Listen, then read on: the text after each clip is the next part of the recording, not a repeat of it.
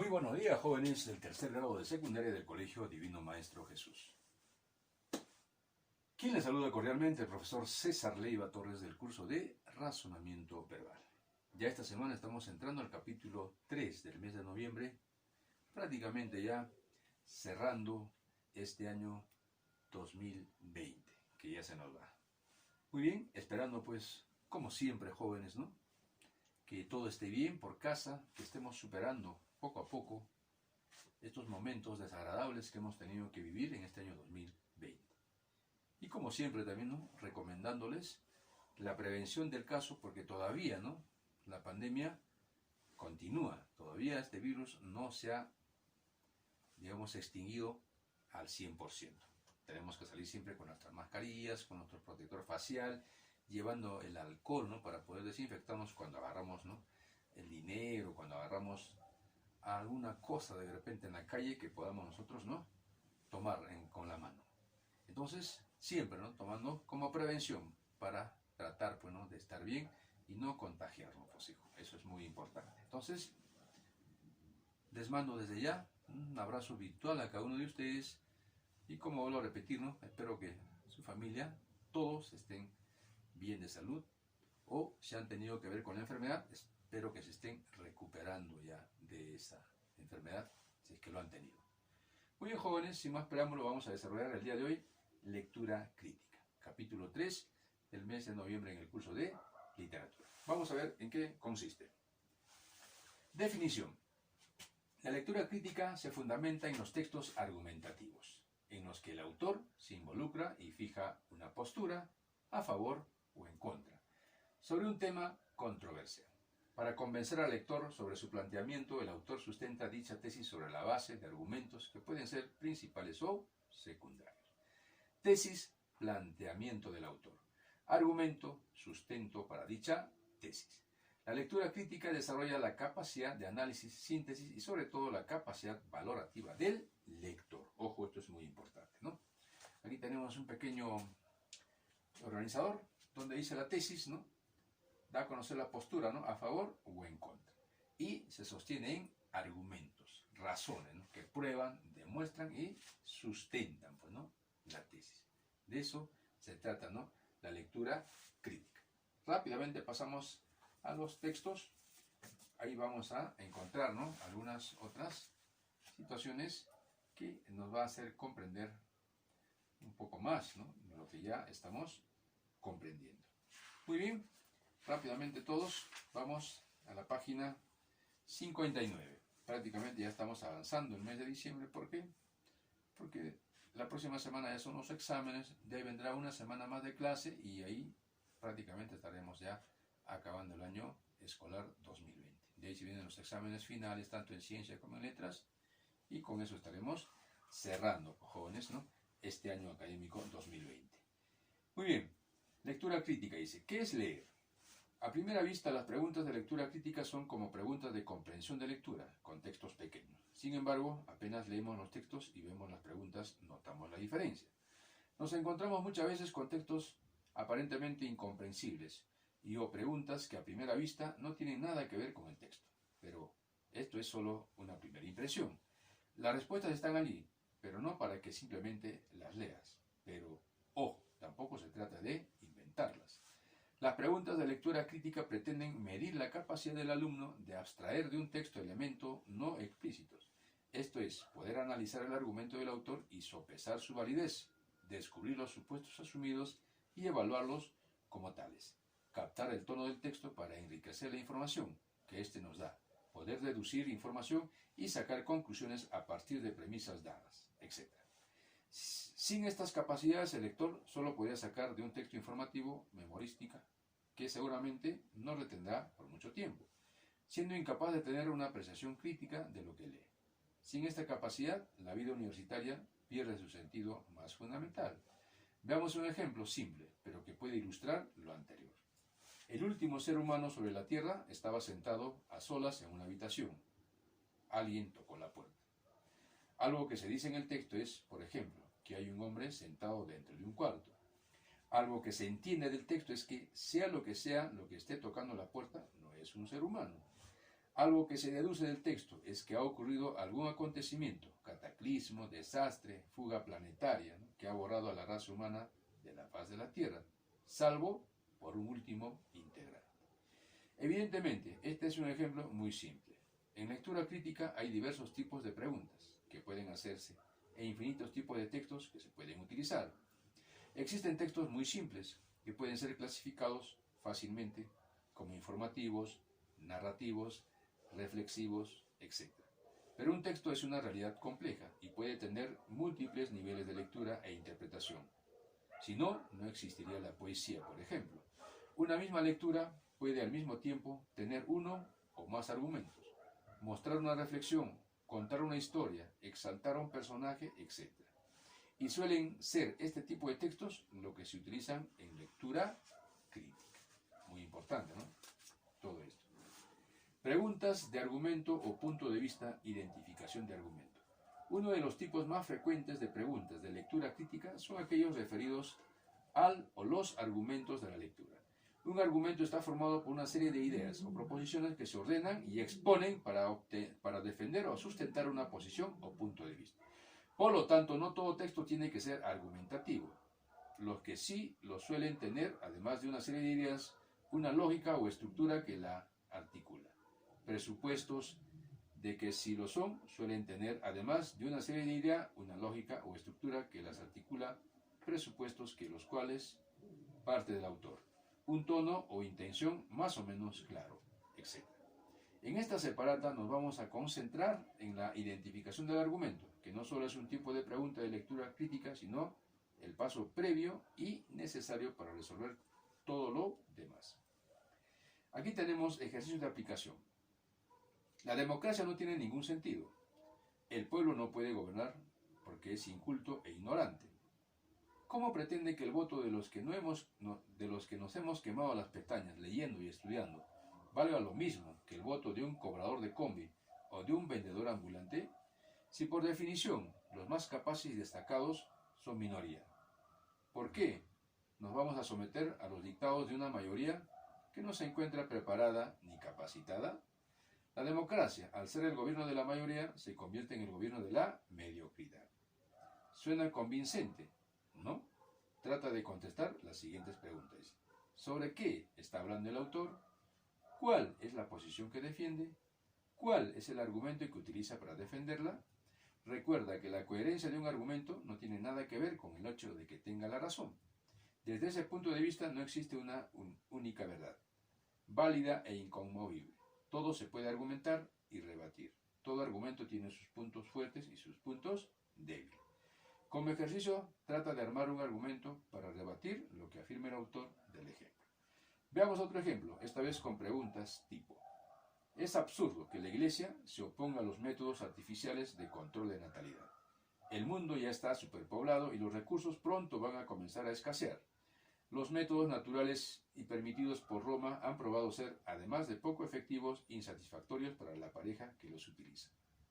¿Acaso la mejor manera de evitar los abortos que los sacerdotes tanto condenan no es prevenir los embarazos no deseados?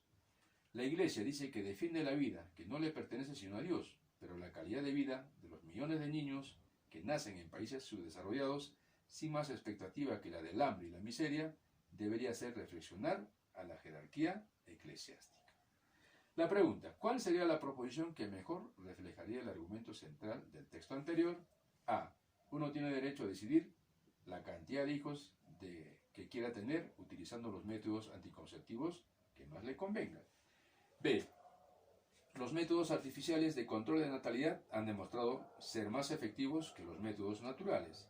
C. Los sacerdotes deberán permitir el uso de anticonceptivos para evitar los abortos, consecuencia de embarazos no deseados. D. La Iglesia debería permitir el uso de otro método anticonceptivo, diferente de los naturales, pues la realidad así lo demanda. E. El pensamiento de la jerarquía eclesiástica con respecto a la contraconcepción es muy diferente a la práctica de los laicos. Y aquí tenemos, ¿no?, la resolución. Dice, en el caso de la alternativa A, el autor asume el derecho de las personas a decidir cuántos hijos quieren tener, pero eso no es lo que le preocupa. Le preocupa lo que la Iglesia opina al respecto. Por lo tanto no es la respuesta correcta. La alternativa B esboza una idea también compartida por el autor, pero que no es un argumento central, es más bien un dato que utiliza para reforzar su argumento, cosa que tampoco vendría a ser una respuesta a la pregunta que nos pide.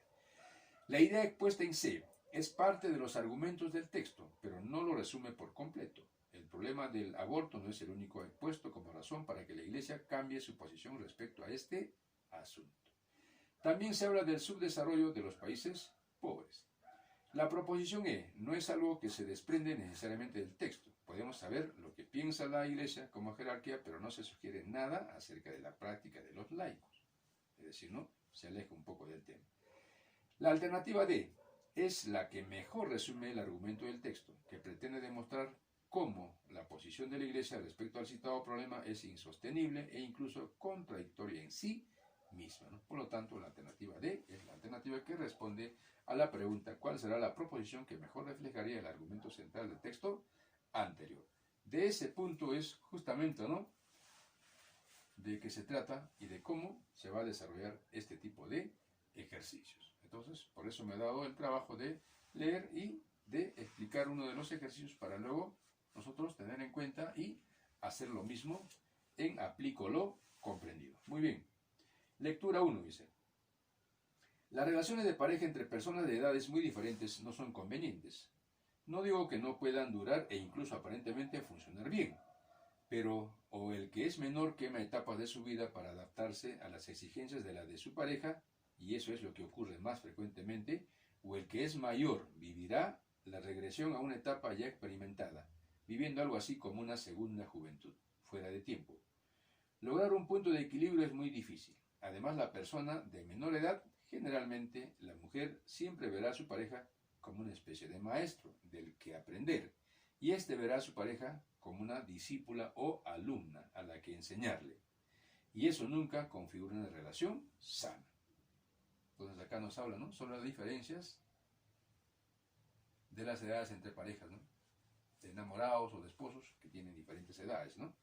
Y eso justamente es lo que nos da a conocer en el texto. Ahora la pregunta 1 es: ¿cuál de las siguientes proposiciones expresa mejor el argumento central del texto? ¿Cuál será, hijo? A. Las relaciones de pareja entre personas de edades distintas solo funcionan si la persona mayor es la mujer, pero no viceversa. No dice eso en el texto, ¿no? B. Las relaciones de pareja entre personas de diferentes edades no solo saludables, porque uno siempre es maestro del otro y en algún momento se acabará lo que tenga que enseñarle, tampoco, ¿no? Las relaciones de una persona mayor con una menor se enfrentan al problema de incompatibilidad de etapas de vida, así como la dificultad de mantener una relación horizontal. Entonces, justamente, la alternativa C es la que más se apega, ¿no?, a la lectura. Por lo tanto, será la alternativa correcta. La C, entonces marcamos. La siguiente pregunta: ¿cuál de los siguientes casos ilustraría mejor lo argumentado por el autor? Acá tenemos, ¿ven? Un profesor de universidad, luego de una etapa de enamoramiento y salidas, establece una relación con una chica que es su alumna. Sin embargo, la relación no dura. No ilustraría mejor, ¿no? Un hombre maduro se enamora perdidamente de la mejor amiga de su hija. La muchacha siente también una gran atracción por él, pero la relación no se concreta. Tampoco ilustra mejor lo argumentado, ¿no? Un entrenador de gimnasia abusa de una de sus alumnas, lo cual crea en la desdichada muchacha un trauma de por vida. Tampoco se ajusta, ¿no?, o ilustra lo que hemos leído. D. Un hombre mayor se aburre en una fiesta de los amigos de su novia bastante menor que él. Eso sí se ajusta, ¿no? Entonces, por lo tanto, la alternativa D. Lectura 2. El curso de religión debe enseñarse en las escuelas como una forma de garantizar que a nuestros hijos se les inculque valores morales. La escuela no solo es conocimiento, sino también formación. Una persona no está completa si le falta la dimensión espiritual en su vida. La ciencia sin conciencia es la mayor desgracia de nuestro tiempo. La fe alimenta el espíritu y forma la conciencia de los jóvenes. Por eso defendemos la obligatoriedad del curso de religión en la currícula escolar. La pregunta: ¿cuál de las siguientes proposiciones expresa mejor el argumento central del autor? A. La religión es necesario para darle sentido a nuestra vida y conciencia a nuestro ser. No es, ¿no?, la proposición que expresa mejor el argumento. La religión forma nuestra conciencia, por lo que es un aspecto de nuestra vida que no debemos descuidar. Tampoco. El curso de religión debe ser obligatorio en todos los colegios y parte de la educación de todos nuestros jóvenes. Eso es lo que nos da a conocer, ¿no? Mejor el argumento central del autor. Por lo tanto, alternativa C, hijo. La lectura 3. Aunque la preocupación por el medio ambiente no parece ser una prioridad urgente, es absolutamente necesario, desde la importancia que se merece. Los recursos de la tierra nos pueden parecer ilimitados, pero no es así. Ni siquiera el aire y el agua lo son. De nada vale nuestra actual prosperidad económica si es que no podemos heredársela a nuestros hijos. Los recursos deben aprovecharse racionalmente en aras de lo que se llama actualmente desarrollo sostenible. La pregunta, ¿cuál de las siguientes proposiciones expresa mejor el argumento central del autor? A. ¿Los recursos de la tierra deben explotarse pensando en la naturaleza? No. ¿Los recursos de la tierra son limitados y por lo tanto no deben tocarse? Tampoco, ¿no? C. Uno siempre tiene que pensar en el futuro de sus hijos y de las generaciones venideras.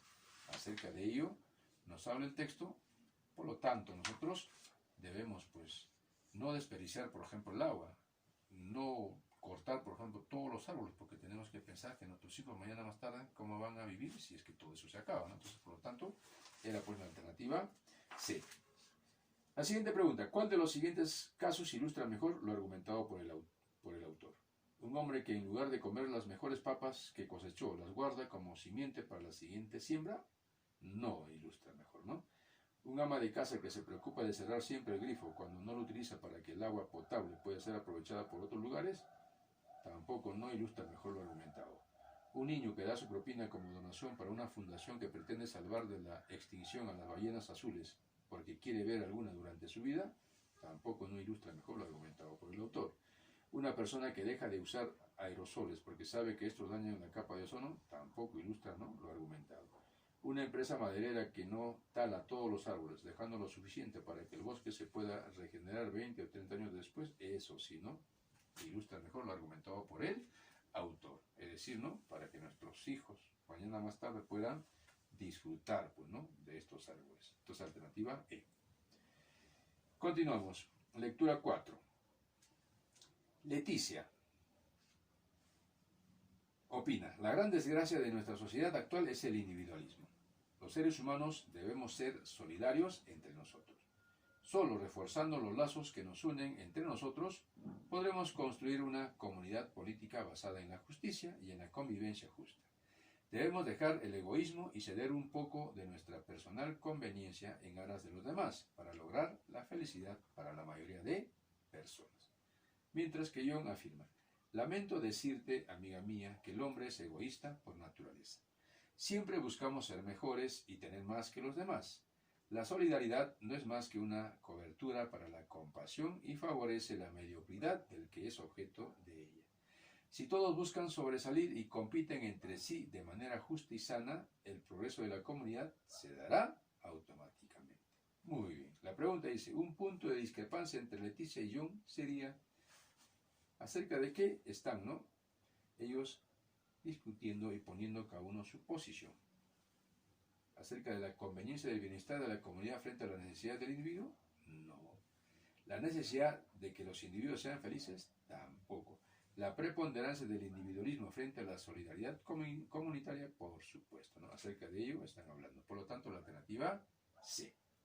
En la pregunta 7, la discrepancia subyacente entre Leticia y John giraría en torno a ¿qué? Al carácter de la sociedad, negativo, ¿no? La naturaleza del individuo, negativo. La necesidad del egoísmo, negativo. Los alcances de la solidaridad, negativo. El individualismo del hombre, positivo. Entonces la alternativa E. De esa manera, jóvenes, es como se va trabajando este tipo de textos en el curso de lectura, en el tema, el capítulo 3 de lectura crítica. Muy bien, en la siguiente semana estaremos haciendo lectura crítica 2. Espero que hayas entendido, espero que hayas comprendido, y si tienes alguna duda, no dudes en llamar, ¿no?, a mi WhatsApp, mandarme un mensaje o, de lo contrario, darme una llamada a mi celular 962-973982. Muy bien, hijo. El libro que hemos trabajado más la diapositiva que debe estar en tu cuaderno, hasta el viernes a las 6 de la tarde te espero, hijo. Tú me mandas el sábado y ya no te recibo. Hay que ser responsable, jóvenes. hay que practicar, ¿no? Este valor que es muy importante de la responsabilidad. Muy bien, no te quiero quitar más tiempo.